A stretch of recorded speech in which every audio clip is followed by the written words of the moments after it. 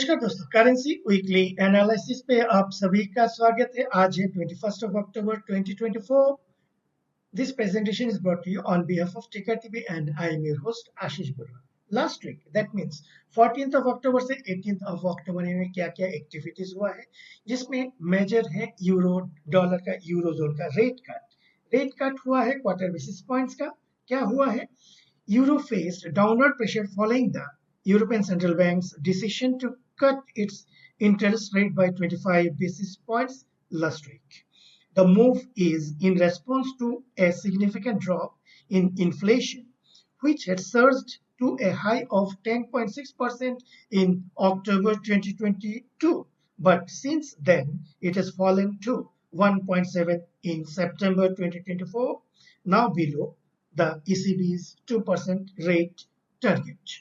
That means inflation का under control आने के कारण लास्ट वीक में हमने देखा ECB ने रेट कट किया। उसके कारण लास्ट वीक में हमने यूरो में एक डाउनवर्ड प्रेशर देखा गया। From an intra week high of 1.0936, it traded low of 1.0810 and finally closed at 1.0865. Currently it is trading at 1.0855। सो यहाँ पे जो ये अपवर्ड बायस दिखा गया था 1.12, वहां से डबल टैप बना के नीचे की तरफ आके दोबारा यहाँ पे एक ट्रायंगुलर जोन है, इस ट्रायंगुलर जोन के अंदर में जाके क्लोज दिया हुआ है।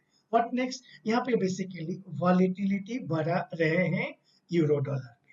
अभी इसके ऊपर प्राइस कंफर्मेशंस का अभी हमें देखना है, because RSI weekly is within 40-60 range, so यहाँ पे sideways volatility is expected before it moves in a trended direction।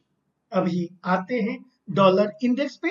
Dollar index last week में from an intra-week low of 102.91, it moved higher towards 103.87 and closed at 103.46। Currently it is at 103.55।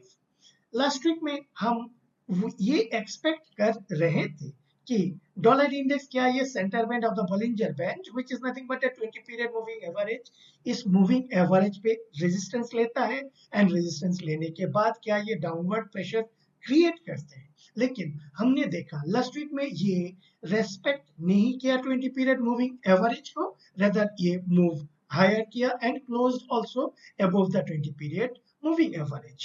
Another perspective is RSI currently at 52.90, that being the case ऊपर की तरफ 60 के लिए काफी room है। So there may be a possibility कि 104.50 से 104.80 के बीच में एक रेजिस्टेंस लेने का प्रयास कर सकते हैं। उस लेवल पे अगर आते हैं हमें ये देखना पड़ेगा वहां से कुछ सेलिंग प्रेशर दिखा जाता है या नहीं।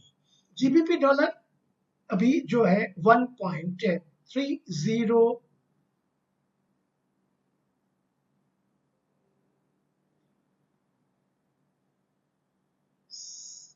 1.3037। सो यहाँ पर भी एक डोजी कैंडल दिखा हुआ है, यानी price volatility on both the two sides। अभी यहाँ पे देखने वाला क्या है? A surprise fall in UK CPI data to the lowest level since April 2021 and below the Bank of England, that means BOE's 2% target, lifted bets for a 25 basis point interest rate cut in 7th of November BOE rate decisions। Also December में भी market is expecting another rate cut। So अगर rate cut होता है तो further means selling is expected in GBP currencies। यहाँ पे देखने वाला चीज ये हो गया फंडामेंटल। अभी जो प्राइस वाइज जो देखने वाला चीज है, यहाँ पे एक ट्रेंड लाइन सपोर्ट है। अगर प्राइस को नीचे जाना है इन सच केस इसके नीचे स्ट्रॉन्ग क्लोजिंग देना होगा, देन एंड ओनली देन हम एक फर्दर सेलिंग के लिए एक्सपेक्ट कर सकते हैं। ऐसा ना हो कि यहाँ पे सपोर्ट लेके फिर दोबारा ऊपर जाने का प्रयास करें। सो एक तो है 7 नवंबर का बीओई का रेट डिसीजंस, हमें देखना होगा क्या डिसीजंस लेते हैं एंड टेक्निकली ये सपोर्ट जोन को क्या रिस्पेक्ट करते हैं या इस सपोर्ट जोन को ब्रेक डाउन करके नीचे के तरफ स्ट्रॉन्ग नेगेटिव कैंडल के साथ क्लोज देते हैं। इसके लिए हमें इंतजार करना होगा। जीबीपी आईएनआर, जीबीपी आईएनआर यहाँ पे जो अभी आपका चल रहा है 109.59, यहाँ पे हम एक्चुअली मंथली जो पर्सपेक्टिव है वहां पे हम लॉन्ग के लिए सोच रहे थे, मे बी 6 to 9 months और हायर पीरियड में we are looking for GBP INR towards 131। इसका रीजन क्या था, यहाँ पे एक आपका ऑल टाइम हाई ब्रेकआउट अभी, लेकिन during the month of October specially for last few weeks यहाँ पे जीबीपी आईएनआर में अच्छा खासा डेप्रिसिएशन देखा गया। यहाँ पर भी जो हमें देखना है एक ट्रेंड लाइन सपोर्ट है, क्या इस ट्रेंड लाइन सपोर्ट को स्ट्रॉन्ग क्लोजिंग के साथ ब्रेक डाउन करते हैं या यहाँ पे सपोर्ट लेके वापस ऊपर की तरफ जर्नी करते हैं, and accordingly we will take a call on GBP INR. So GBP INR हो चुका है, अभी आते हैं यूरो आईएनआर। यूरो आईएनआर में करेंटली इट इज एट 91.26। यहाँ पे कंपैरेटिवली जो हमारा प्रीवियस एनालिसिस था जीबीपी आईएनआर की तरह स्ट्रॉन्ग नहीं था, वेदर ये फर्दर वीक था, और यहाँ पे जो रिसेंट स्विंग हाई के बाद एक डाउनवर्ड प्रेशर आ चुका है। यहाँ पे एक इमीडिएट सपोर्ट लेवल है, वो लास्ट वीक में वहीं पे टच एंड गो किया। सो 90.85 90.90 level is expected to act as a support level।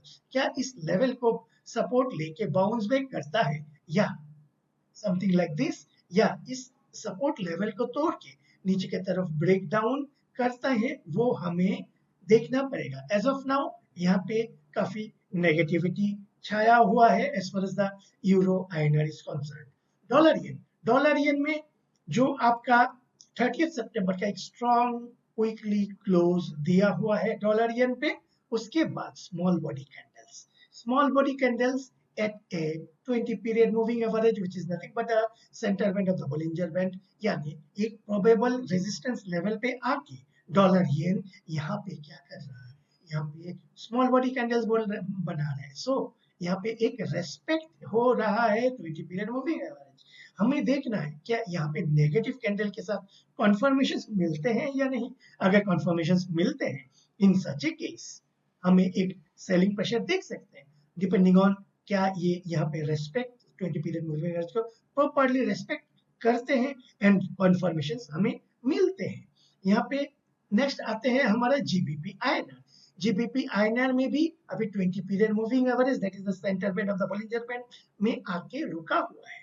आने वाले दिनों में हमें यही देखना है, क्या ये यहाँ पे सपोर्ट लेके वापस ऊपर की तरफ अपवर्ड मूव करते हैं या सपोर्ट को तोड़ के नीचे की तरफ आता है। अकॉर्डिंगली सम स्विंग ट्रेडिंग के लिए येन आईएनआर पे कुछ व्यू बना सकते हैं। डॉलर कैंडी में जैसे कि हमारा प्रीवियस सेकंड लास्ट वीडियो में हमारा ये एक्सपेक्टेशन था, if it is a false breakdown on the down side, false breakdown कौन सा है, यहाँ पे सपोर्ट है आपका 1.36 के नीचे गया, few weeks it sustained then broke above, that being the case it is considered as a false breakdown।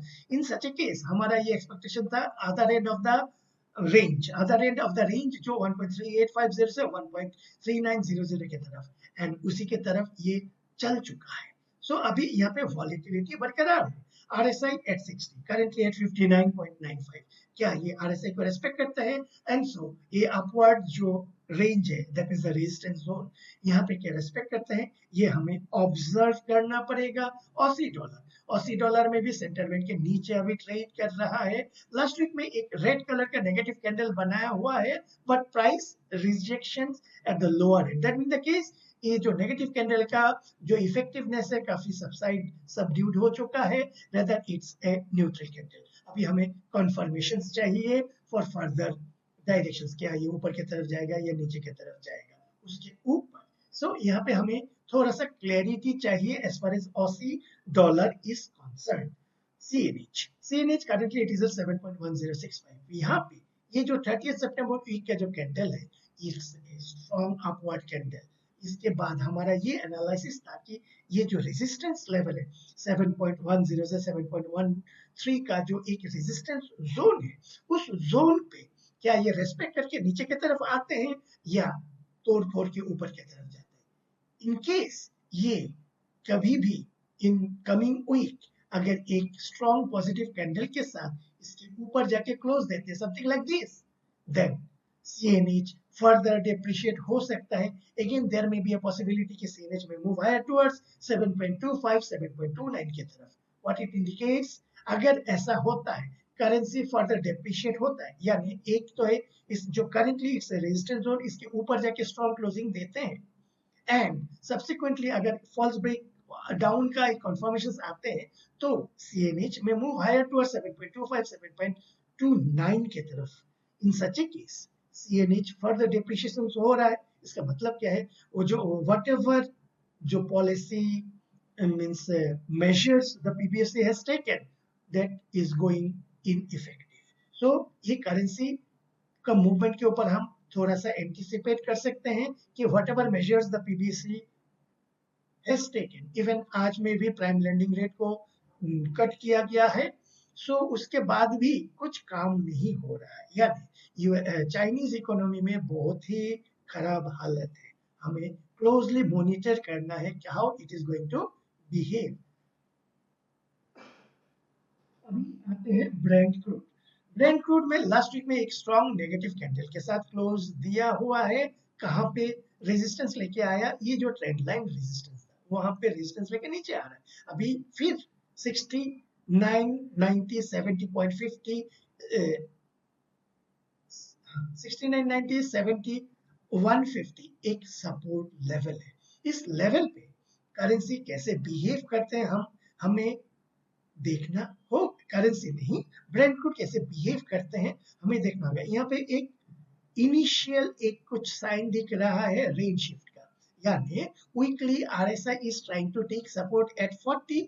In such case confirmations awaited है, यानी करंट वीक में अगर एक पॉजिटिव स्ट्रॉन्ग पॉजिटिव कैंडल के साथ क्लोज देते हैं ब्रेंट क्रूड का चार्ट, इन सच केस यहाँ पे एक बुलिश बायस आ सकते हैं. Next is US 10-year treasury जो आपका अभी चल रहा है 4.08. सो यहाँ पे हमने क्या देखा है कि लास्ट वीक में एक डोजी कैंडल बनाया हुआ है. डोजी कैंडल कहाँ पे, इस लाइन के ऊपर. ये doji is a pause candle, high के ऊपर फर्दर अपवर्ड बायस, लो के नीचे पुल बैक. अभी करंट वीक में हमें देखना है कि ये लास्ट वीक का हाई को तोड़ते हैं या लो को नीचे की तरफ ब्रेक डाउन करते हैं, उसके ऊपर फर्दर एनालिसिस हम कर सकते हैं. सिमिलरली ये जो US 2-year ट्रेजरी है, ये 30th सितंबर का जो स्ट्रॉन्ग कैंडल था उसके बाद स्मॉल बॉडी कैंडल्स बना रहे हैं, यानी यहाँ पे एक इंडिसिशंस हो रहे हैं. Market is wait and watch mode पे. Also 20 period moving average is expected to act as a resistance. क्या ये इसमें रेजिस्टेंस लेते हैं एंड ये जो प्रीवियस सपोर्ट जोन था करेंटली इस लेवल के नीचे आते हैं या नहीं, इसके ऊपर हमें क्लोजली मॉनिटर करना पड़ेगा. As far as US 2-year treasury is concern. Dollar rupee ये पिछले 2 हफ्ते से 84 लेवल के ऊपर ट्रेड कर रहे हैं. लास्ट वीक में एक नेगेटिव कैंडल बनाया हुआ है with an intraweek low of 83.99 and high of 84.08. यहाँ पे due to outflow demand रूपी में काफी pressures, and equally important is invisible hands are monitoring the price actions carefully, जिसके कारण 83.15 से 84.15 से 84.25 is expected to act as a crucial resistance level, और इस नीचे के तरफ में भी 83.85 से 83.90 is expected to act as a support level. Also in near future big inflows are expected to hit the market, जिसके कारण में भी रूपी बायस थोड़ा सा सेलिंग में आ सकता है. And as far as the invisible hands action is concerned, 83.45 83.50 एक मेजर सपोर्ट लेवल है.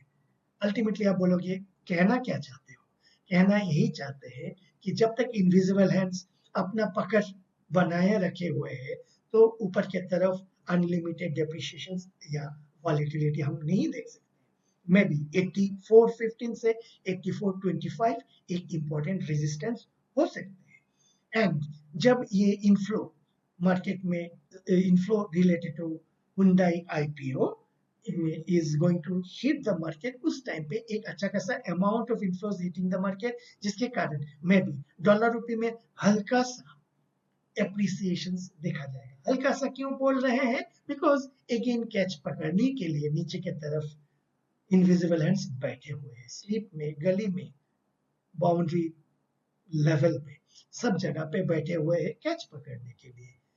आने दो 8350 के आसपास मैं फिर कैच पकड़ने वाला हूँ। सो यहाँ पे ये ट्रेडर्स मार्केट रहा नहीं है, rather than it's an invisible hand का जो यहाँ पे एक्शन है उसी के ऊपर हमें कुछ ट्रेड करना है। सो करेंसी वीकली एनालिसिस अभी के लिए इतना ही। आशा करता हूँ ये प्रेजेंटेशन आप सभी को अच्छा लगा होगा। इफ सो लाइक कीजिए, कमेंट कीजिए एंड शेयर कीजिए। Thank you and bye bye.